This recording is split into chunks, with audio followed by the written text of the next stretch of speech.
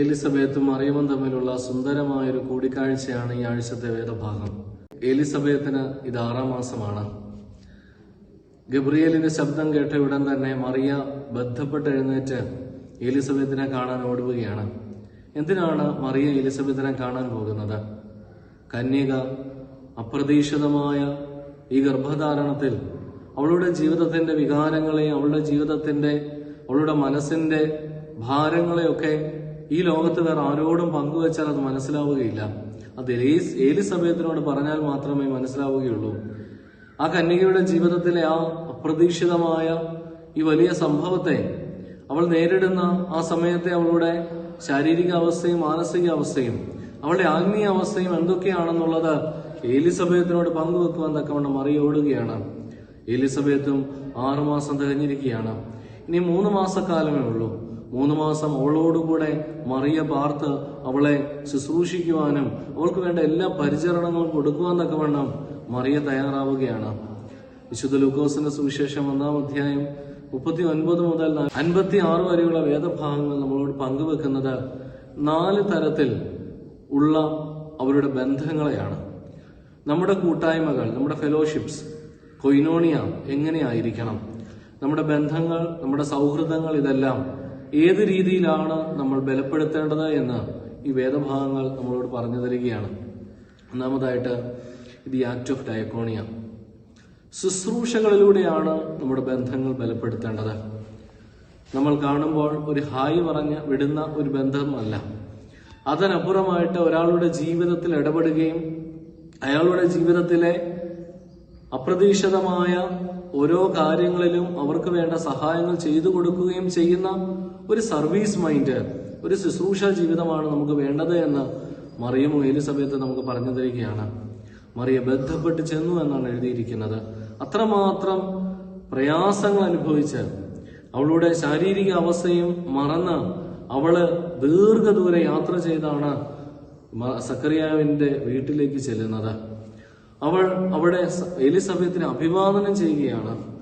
ആ അഭിവാദനം ചെയ്യുന്നു എന്നുള്ളതിലൂടെ എലിസബത്തിനെ പരിപൂർണമായിട്ടും മറിയം ഉൾക്കൊള്ളുകയാണ്. എലിസബത്തിന്റെ എല്ലാ വികാരങ്ങളെയും മറിയം ഏറ്റെടുക്കുകയാണ്.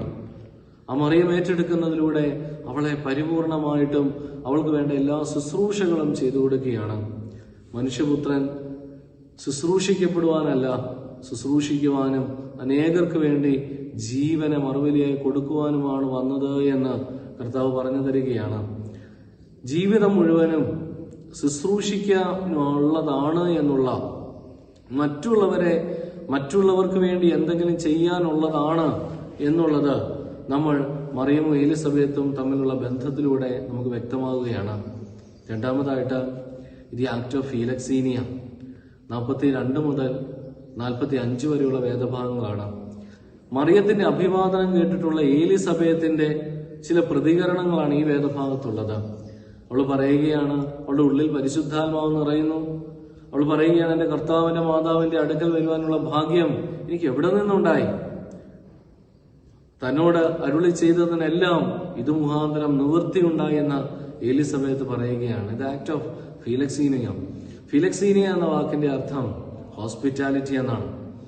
മറിയത്തിന്റെ അഭിവാദനം കേട്ട ഉടനെ അതിനെ പരിപൂർണമായിട്ടും തിരിച്ച് ഏറ്റുവാങ്ങുന്ന എലിസബത്ത്, കന്യകയായ ആ പെൺകുട്ടിയെ, അവളെ കേവലം ഒരു കന്യകയായിട്ട് കാണാതെ അതെന്റെ കർത്താവിന്റെ അമ്മയാണ് എന്നുള്ള അവൾക്ക് കൊടുക്കുന്ന ഒരു റെസ്പെക്ട്, അവൾക്ക് കൊടുക്കുന്ന ബഹുമാനത്തോടുകൂടെ ഈ വാർദ്ധക്യമുള്ള എലിസബത്ത് സ്വീകരിക്കണമെങ്കിൽ അവിടെ ഉണ്ടായ ഹോസ്പിറ്റാലിറ്റി, ആതിഥ്യ മര്യാദകളാണ് നാം അവിടെ തുറന്നു കാട്ടുന്നത്. നമ്മുടെ കൂട്ടായ്മകളൊക്കെ കൂടുതൽ ദൃഢമാകണമെങ്കിൽ, കൂടുതൽ ബലമാകണമെങ്കിൽ തമ്മിലുള്ള കണ്ടുമുട്ടലുകളിലൂടെ അവിടെ കാണിക്കേണ്ട ആതിഥ്യ മര്യാദകൾ പലപ്പോഴും ഇന്നത്തെ കാലത്ത് തമ്മിൽ കണ്ടുമുട്ടുമ്പോഴും കേട്ടുമുട്ടുമ്പോഴും ഒക്കെ ഒരാളെ എങ്ങനെയൊക്കെ വേദനിപ്പിക്കാം എന്നുള്ളതാണ് നമ്മുടെ ചർച്ചകളിൽ വരുന്ന, നമ്മുടെ വായിൽ നിന്ന് വരുന്ന വാക്കുകളൊക്കെ. എന്നാൽ എലിസബത്ത് അങ്ങനെയല്ല ചെയ്തത്. എലിസബത്ത് അവളായിരിക്കുന്ന അവസ്ഥയിൽ കന്യക മറിയാമിനെ എല്ലാ രീതിയിലും ഉൾക്കൊള്ളുവാൻ, സ്വീകരിക്കുവാനുള്ള ഒരു മനസ്സ് അവളെ കാണിക്കുന്നതിലൂടെ the good symbol of hospitality, എങ്ങനെ ഏറ്റവും ഭംഗിയായിട്ട് ഒരാളെ സ്വീകരിക്കാം എന്നുള്ളത് പഠിപ്പിച്ചു തരുന്നു.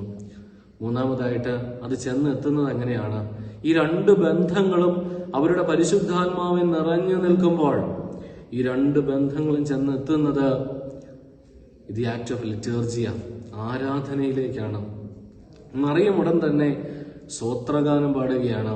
എൻ്റെ ഉള്ളം എൻ്റെ ദൈവത്തെ മഹത്വപ്പെടുത്തുകയാണ്. എൻ്റെ ദേഹി കർത്താവിനെ സ്തുതിക്കുന്നു. എൻ്റെ ജീവൻ അവനെ ആഘോഷിക്കുന്നു എന്നുള്ള മറിയത്തിന്റെ സ്തോത്രഗാനത്തിലൂടെ ഇവർ തമ്മിലുള്ള ബന്ധത്തെ ചെന്നെത്തുന്നത് എൻഡിങ് ടു വർഷിപ്പ്, ആരാധനയിലേക്കാണ്. ജീവിതത്തിൽ കിട്ടിയ ബന്ധങ്ങൾ, ജീവിതത്തിൽ കിട്ടിയ സൗഭാഗ്യങ്ങൾ, ജീവിതത്തിൽ കിട്ടിയ അപ്രതീക്ഷിതമായ സംഭവങ്ങൾ, ഇതെല്ലാം ദൈവ തിരുനാമത്തിന്റെ മഹത്വത്തിനായിരിക്കണം എന്നുള്ളത് മറിയ ഇവിടെ പഠിപ്പിച്ചു തരികയാണ്. നാലാമതായിട്ട് ഇനിയും ചെയ്യേണ്ട ഒരു പ്രധാനപ്പെട്ട കാര്യമുണ്ട്. അവരുടെ ബന്ധങ്ങളിലൂടെ, അവർക്ക് ലഭിച്ച സൗഭാഗ്യങ്ങളിലൂടെ, അവർക്ക് ലഭിച്ച ഈ വരങ്ങളിലൂടെ എല്ലാം അവരിനി ലോകത്തോട് പ്രഘോഷിക്കേണ്ട ചില സുവിശേഷ സത്യങ്ങളുണ്ട്.